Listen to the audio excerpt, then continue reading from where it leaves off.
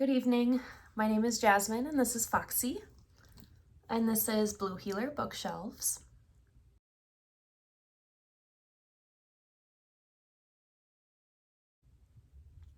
Thanks for being here tonight.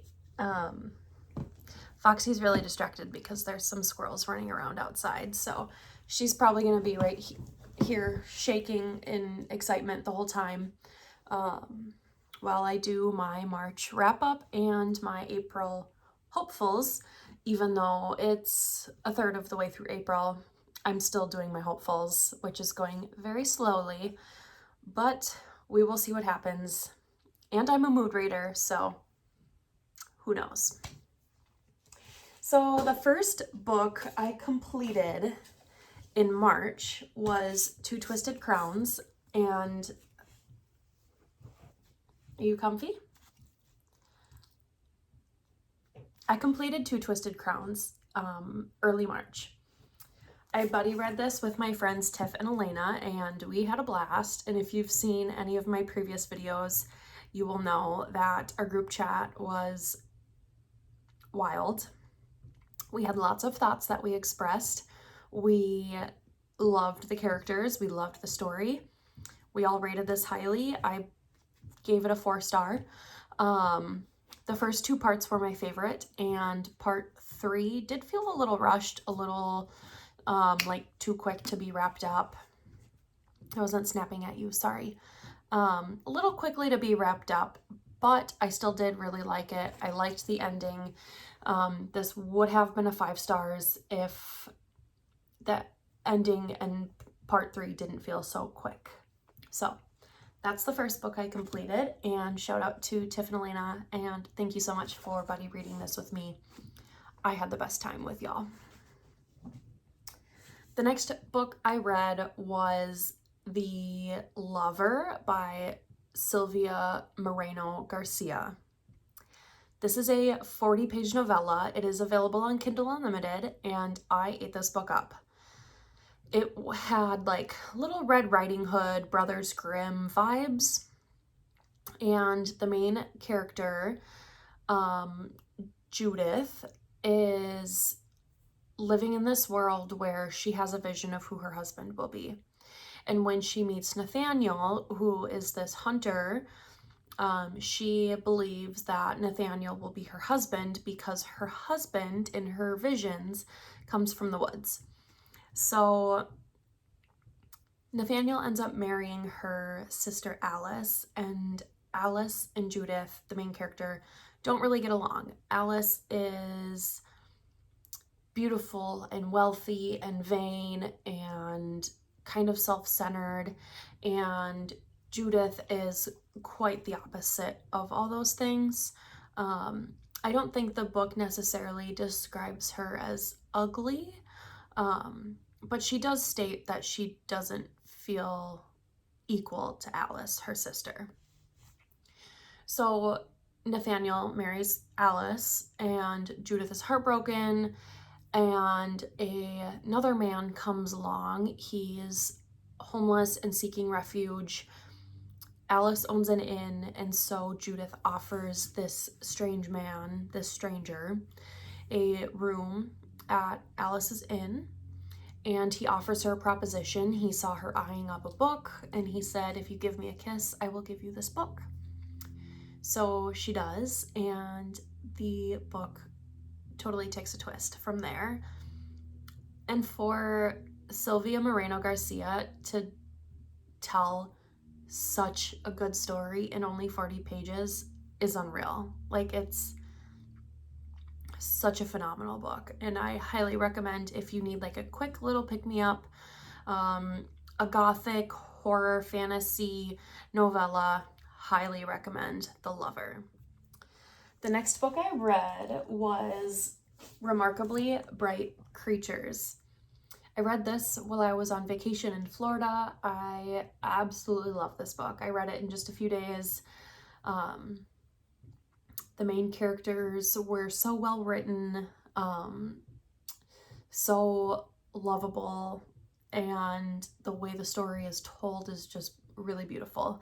So Remarkably Bright Creatures is written by Shelby Van Pelt, And this is her debut novel, and I would not have expected this to be a debut. This is such a beautiful book.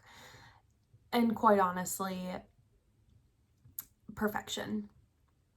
I absolutely adored Marcellus, who is the octopus, and he does have his own chapters, which are very, very short, and he's very insightful, he's very intelligent, and he's really funny. And I find myself feeling a little hypocritical for liking Marcellus because I didn't like 630 the dog in Lessons in Chemistry.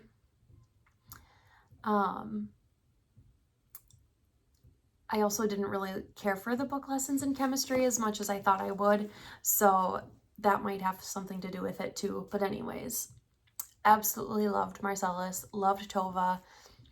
Cameron was a little harder to like, but he does grow on you. And yeah, I love this book, so an easy 5 stars. The last book I completed in March was In Bloom by Paul Tremblay, and this is another one of the books in the Creature Feature series on Kindle Unlimited, released by Amazon. And this book is a novella as well. Sorry, I'm really distracted. Everyone's coming home from work right now, and there's children in the cul-de-sac. Clearly, Foxy's very distracted too. We're trying this again. So the 4th book I read and completed in March is the last book I completed in March, is In Bloom by Paul Tremblay, and this book is another part of the Creature Feature installment that's on Kindle Unlimited that are horror novellas written by different authors that feature a creature of some sort. So In Bloom is about basically an algae that is infecting people. And since I audibly read In Bloom, I don't really remember much of it and couldn't tell you what else it's about other than that. So please don't take my word for it, but if you like Creature Feature books, or if you like horror novellas and you're curious in the installment, it is on Kindle Unlimited. And again, I will try and leave the cover here if I, remember and 2, figure it out. Okay, moving on. A book I have been reading for, 4 weeks, 3 weeks, that I haven't finished. It is another buddy read, and I am very behind, but that is Leviathan Wakes by James S.A. Corey. And this is part of a series called The Expanse. I am this far into it. 125 pages. I love this book. Why I can't get through it? Mood reading, slump, seasonal depression, sprinkle that in there. But I do love it. I really like this book a lot, and I'm having a lot of fun with our buddy read. There's 4 of us in there, in the group chat, that is, buddy reading this together. Everyone's at different spots. I'm the furthest behind. They're reading slowly, waiting for me. And the other day I was like, y'all, at this point, just read the damn book. I'll get there when I get there. So I would love to have this finished by the end of April. It's picking up, not like the book itself is picking up. It's been very good the whole time. I'm picking it up more. I am picking up the pace. I am picking up the book itself more. So will I finish this by April? Fingers crossed. Or by the end of April. Fingers crossed. We'll see. Would love to have an update for you guys since I'm loving it in my April wrap up. So we shall see what happens. And then another book I am reading right now because I feel like I'm always reading more than one book at a time. Not I feel like, I actually am always reading at least 2 books at a time in some way, shape, or form. So right now I'm currently reading 2 physicals and 1 e-copy that's an ARC. I'll get to that one next, but the other one I'm reading right now is Chasing Shadows Genesis. And this is written by Zachariah Jones. He is an author that is local to my town here in Minnesota. If you've seen my previous videos, you'll know how excited I am about this. Again, not very far, about 20 pages in, because slump. That's it. But I do like the premise so far. So far what has happened is that there is a guy named Jarek, and he gets these letters that are basically calling him to the state of Minnesota. So he lives in New York, and in the beginning of the book, he takes the train from New York City to St. Paul, Minnesota, and then he gets off at Union Depot. And when he gets to Union Depot, he has a dinner of meat and potatoes, which is so Minnesotan that it's not even funny. And he was like, wow, that was really good. And then he has a vision. So I think Jarek, the main character in Genesis, is psychic or like a witch of some sort. And I'm intrigued to see what happens, because at this point he is on his way to the house he has been called to. There's been a death in the family. There's some family trauma happening, and someone has warned him about the family. And so he's arriving at the house and he's like, hey, don't tell anyone I'm here. So I think he's trying to keep his gift, if that's what it is, under wraps. So that is where I've gotten so far in Chasing Shadows Genesis. And then, because I am the way I am, I like reading series together. I also have the second book, which is Chasing Shadows Convocation. This is the second book out of the 3. The third one, which the name is escaping me, I can never remember the name of the third, is going to be released, I want to say in June. So probably read this in April, read this in May, and then the third one I will probably read in June, because that's when I want to say it comes out. So super excited about these. I don't even know, I haven't read the synopsis of Convocations yet, because I kind of want to go in completely blind. I didn't know a whole lot about Genesis, and then I started reading it and I was like, Jarek's got a little something going on. And he does. He definitely has something going on. So this I would love to have in my April wrap-up. I'm sure I will, because I read those 20 pages pretty fast, and it is a pretty short book at 213 pages. So it actually is thicker than it looks. And then Convocations, wouldn't that be funny if it was also 213 pages? 200 pages even. Okay. So moving on, but anyways, Genesis and Convocations. Foxy, what do you think? I need your input. Oh, okay. Don't take that as her telling you what she thinks. It's literally because I said her name and made her go on camera, so she hates that, which a lot of you probably know. Something else I want to get to in April is Notes on an Execution. I bought this book a couple months ago, and this has been recommended to me by my friend Kat. Kat is one of my pen pals. Excuse me. Kat is one of my pen pals. We have been pen pals for, I don't know, 4 years maybe. And we write lots and lots of letters. Kat is a huge reader. She has great suggestions. Her Goodreads is hilarious because she's very honest and very critical, and she's critical in a way that is like respectful, which I appreciate. So when she rates a book highly and loves it, I want to read it.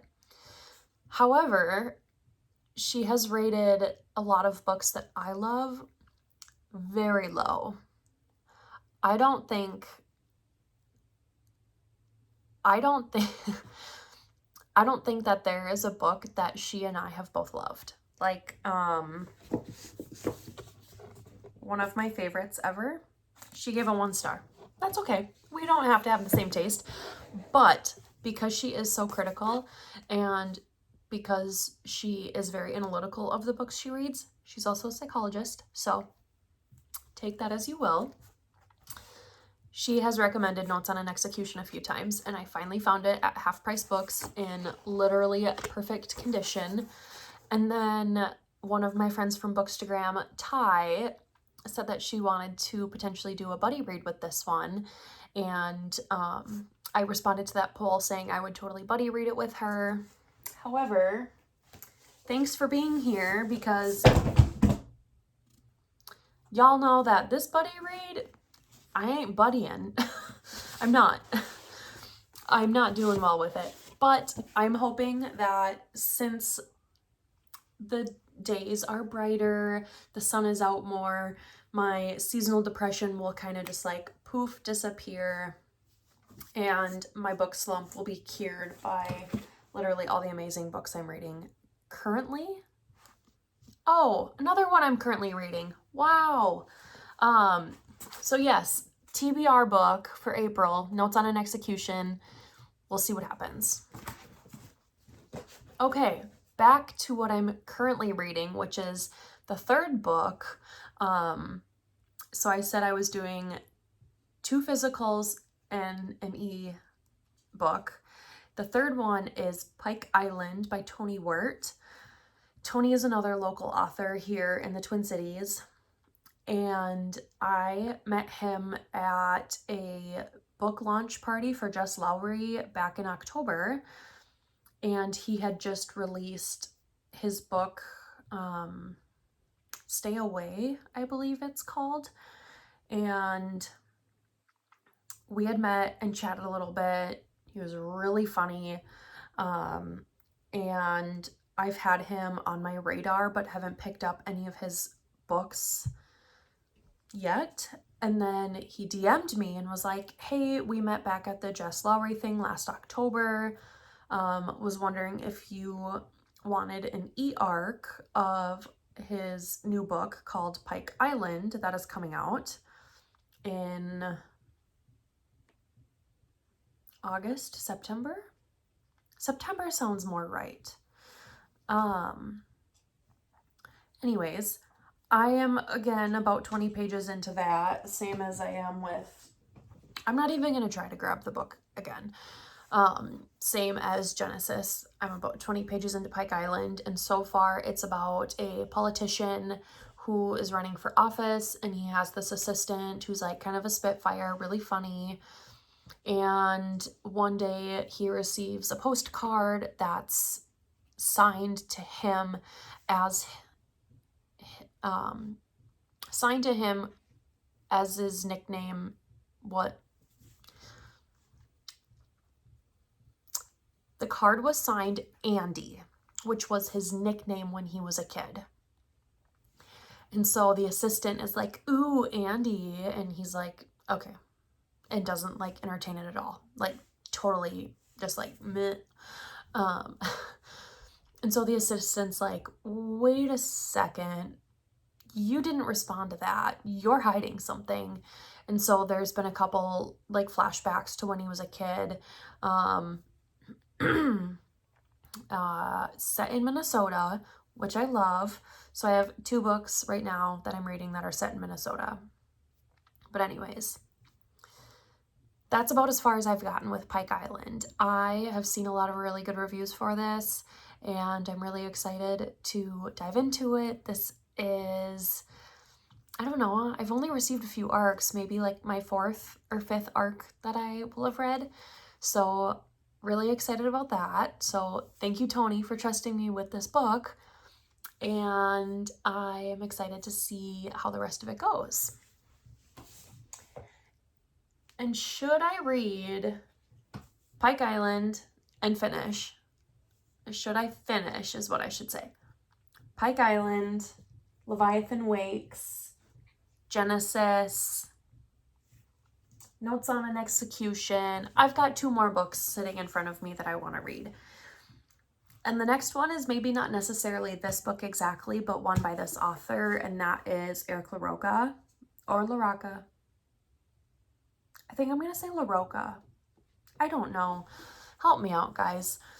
So I have seen people rant and rave about their work. I see it all over BookTube. I see it all over Bookstagram. I just really want to read their work. I love horror, so this I think is going to be a really good step up from what I have been reading. Not up, but a good step in the right direction to what I've been reading in the horror genre so far. Again, not a super long book. This one is about 280 pages. I do have another one of their novellas. I didn't grab it though, and I'm not going to because I don't want to get up and do this whole process again. So might be this one, if not in April, very soon. Okay. Clearly, things are just happening. The next book I have that I want to read that I have seen lots of reviews for, mostly good, some bad, but I bought it because it was on sale at Target and I was so curious. I am just getting into romantasy, and I have read 2 fantasy duologies, and I want to read some standalones, and then I also have the Caraval series to read soon-ish. But I do want to read a couple standalones as I continue to kind of like dip my toes in the romantasy waters. Not really sure how this is going to go because it's like, it's Bride. I've never once read, picked up, cared to read an Allie Hazelwood book before, but then I saw this one and I was like, okay. So it was on sale at Target. It was 30% off. The book was $20 before the sale. So pretty good deal. I don't know what to think. And if you've read this, you probably know what I mean. Or if it's on your TBR, you probably know what it... Oh, it's getting... Oh, Caught in the Candlelight. Heyo. Can you tell that I'm really tired? Because this is how I get when I'm tired. I just... my brain is a little bit everywhere. So if you know, you know, I think is a good description of this book. Okay, I'm sorry, but I cannot get over like how pretty like the orange glow of the candlelight is on this cover. So, anywho, thanks for watching. I'm just gonna wrap this up and stop now because it's getting to be too much. These are the 2 physicals I completed in March. And okay, getting there.